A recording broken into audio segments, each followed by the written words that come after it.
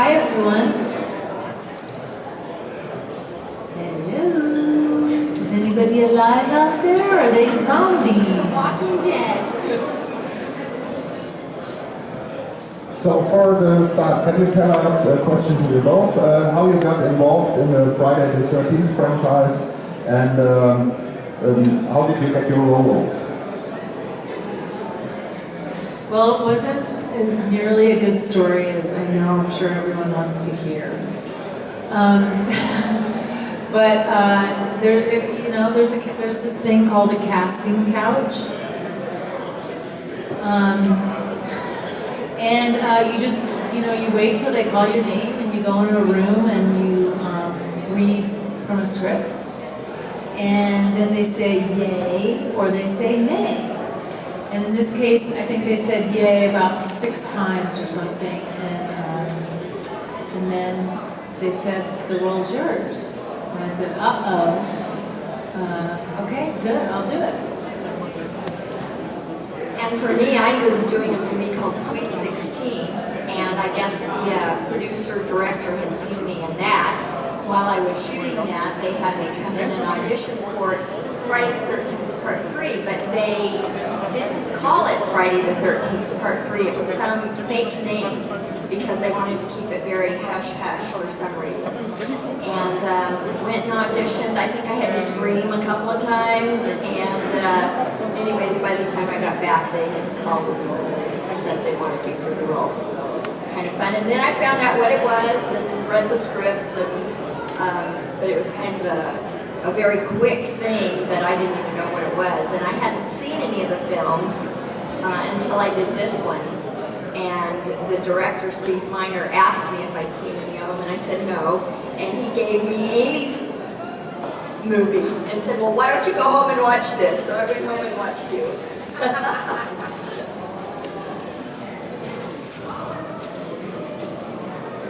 What has changed for you since you've been involved in the Friday the 13th franchise?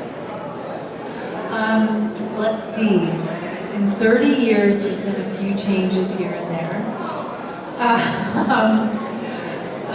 Let's see what's changed. Well, first of all, I had no idea that there was a horror convention world out there. And I didn't even know that there were, you guys, fans of the whole horror genre, because I'm not a horror fan.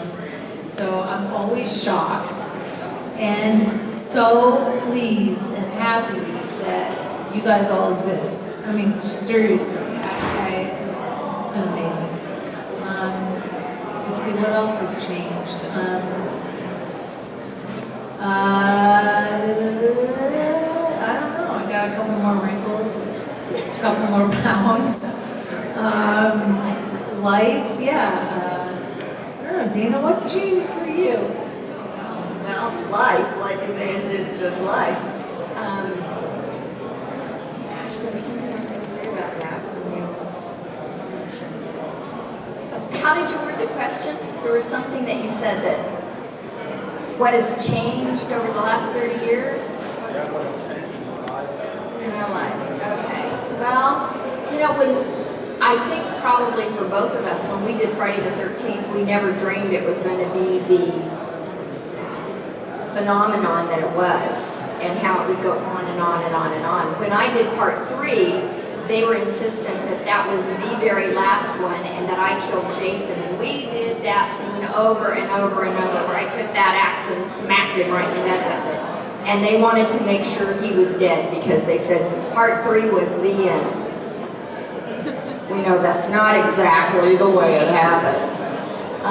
But I don't think that, either one of us thought it was going to blossom to something like this 30 years later, where we would have a new, group of fans and be able to come out here and meet you guys and do this kind of thing, which is really kind of cool. But I think for both of us too, life went on just like for everybody else. Right after I did this movie, I went and did Lone Wolf McQuade with Chuck Norris and played his daughter, and that was really fun. And then I did a whole thing of just television shows in the 80s. And then I basically left that to raise my children. I have 4 kids, and so it's just been a great ride.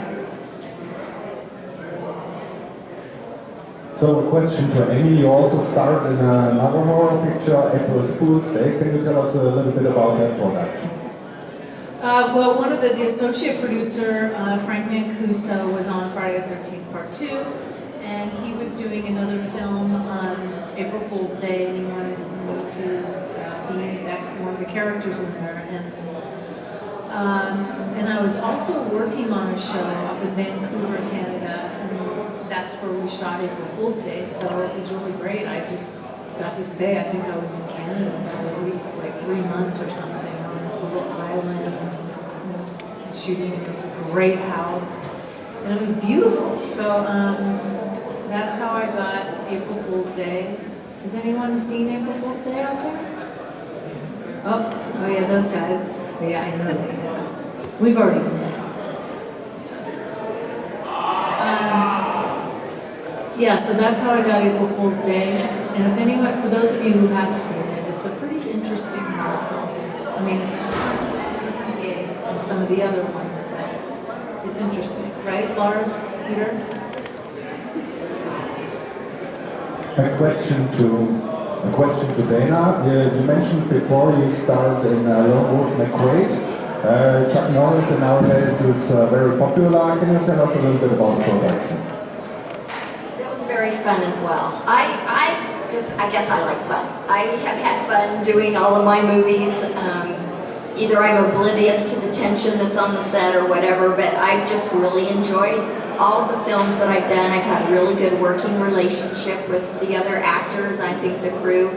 And that was very fun. While I was doing Friday the 13th, we did a lot of night shooting, you know, after they killed off everybody else. It was basically just Richard Brooker and myself doing about 2.5 months worth of shooting. And so we'd work all night, try to sleep during the day, and then I would also go out on auditions during that time, and that's when I auditioned for Lone Wolf McQuaid, and basically just went in and met with Chuck and said, "Daddy, Daddy!" about 5 times, and ended up getting the part. So right after Friday the 13th was completed, I had about 3 weeks, I think, and then we went to El Paso, Texas, where we shot Lone Wolf McQuaid, and I was there all summer, and made it back just in time to Hollywood for the premiere of Friday the 13th Part 3. So, great cast, great crew on that too, just had a really good time doing both of those films.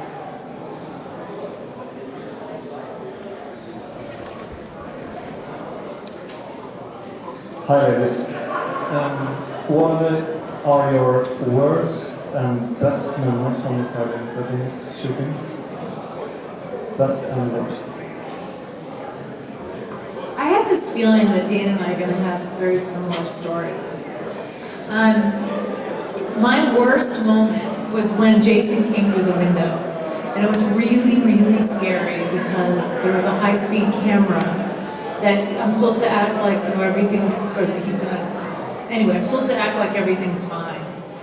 But for about, I guess, maybe 30 seconds before he crashes in the window, you hear the high-speed camera and it goes, and it starts going like this, and I'm supposed to be, everything's fine, everything's fine. And even when I know Jason's gonna come through that window behind me, he's really on a sling on this hammock, and he has to bust through this glass and wood and all that kind of stuff, and it's loud and it's scary, and he grabs me. So we shot that one time, and that was probably the worst, just the worst night. Then I found out a week later we had to reshoot it. Then Steve Miner, the director, takes me out to dinner. I think we went fishing that day, and he gave me a fishing rod, and he was really, really nice. And then he said, "Oh, and by the way, we have to shoot that scene again." And that was the worst. I have to say that was the worst. And the best was that I didn't have to shoot it the 4th time. Okay, let's see. The worst was probably the whole being pulled out of the canoe into the water scene. That wasn't much fun. It was, because it was oh, I think we did it in like April-ish, and it wasn't hot out. We did it early in the morning, so it was cold to begin with. That whole scene, the whole set was built. The barn, the house, the lake, that was all built for the movie. And so, you know, the lake was only like 4 feet deep or something like that. But just knowing that I was going to be pulled into that cold water, and we had to, I don't know how many times we did it. Maybe 3 or 4. But so with every time that I got in that canoe and had to get pulled in and then dried off and in and out anyway, so it was okay. But that was probably the worst. And the best was probably the food that they had on set. I like tea, so that was good.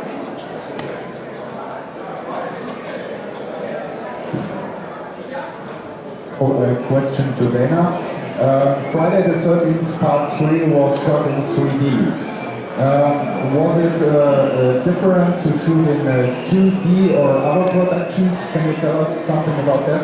Yes, that was my first and only experience with 3D, and it was very difficult. It was more difficult for the crew. There was a lot of technical stuff going on. It took forever to set up some of the scenes, and because of that we really ran over budget time-wise.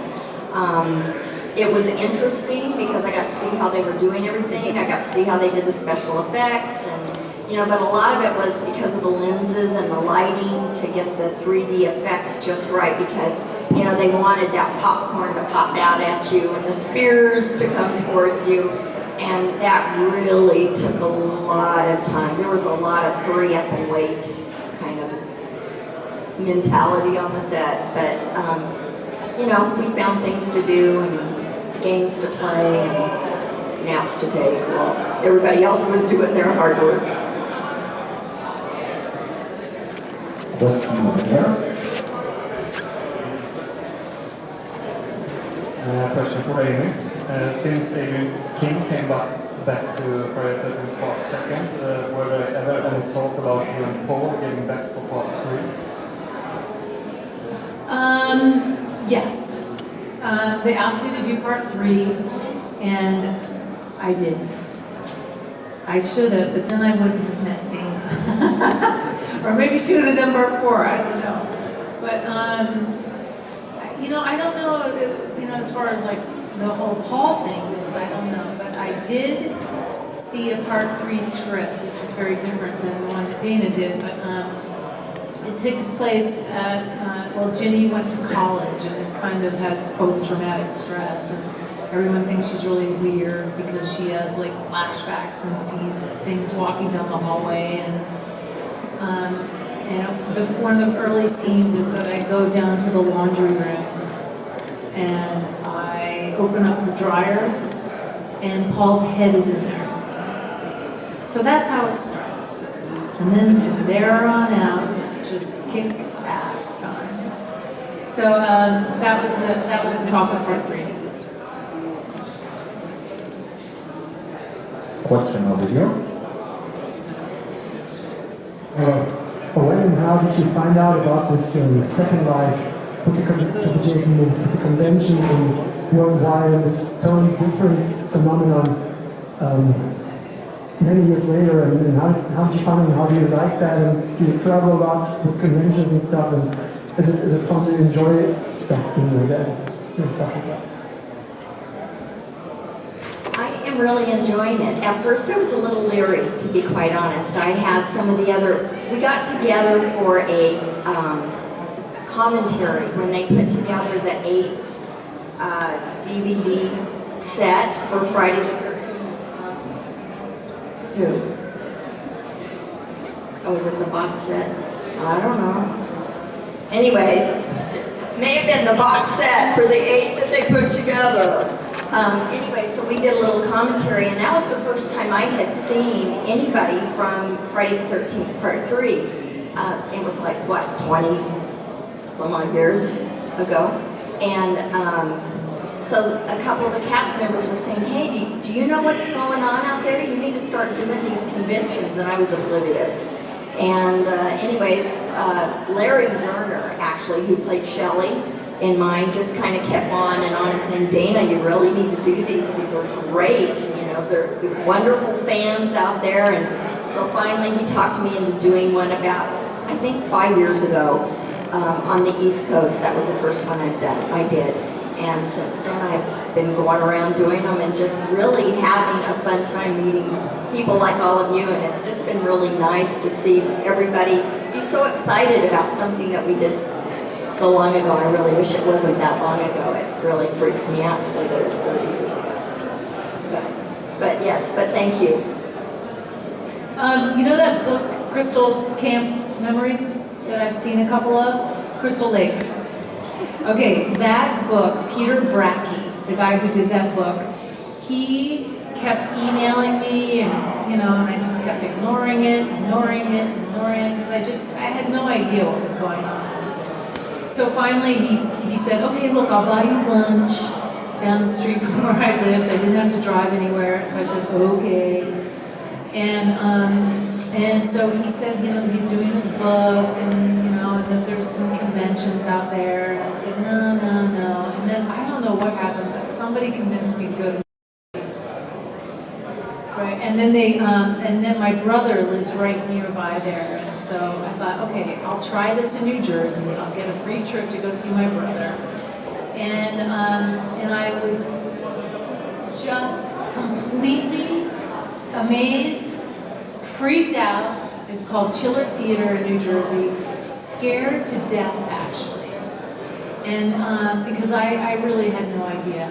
I have to tell you the truth. I left a day early because it's freaked me out so bad. But after that, when I really got to understand what it was, and I started meeting all these really cool people in black T-shirts, I thought, oh my God, this is great. These people are really, really, really fun and really passionate and excited. And you know, I actually kind of made a difference to a lot of people in their lives. And I hear about, you know, women saying that, you know, gave them courage and things like that. And I don't know if anybody knows, but we just did a poster for domestic violence awareness with this company in America. I'm sure you guys have seen it, but Dana was a part of it for part 3, and Kimberly Beck in part 4, and Adrian King for part 1, to raise money for domestic violence awareness. So there's been all these really great things to do, and then plus, I'm in Germany right now. That is so cool, is that? Cool that we get to be here and do this and meet like fans in Germany. I mean, and at the same time, it feels like we're all connected. Like you guys feel the exact same back there, and so it's kind of like being at home, even though we're here in Germany. So, thank you very much. Our time is up. I'm very sorry. Ladies and gentlemen, Miss Dana Kimmell and Miss Amy Steel. Thank you. Thank you, everyone.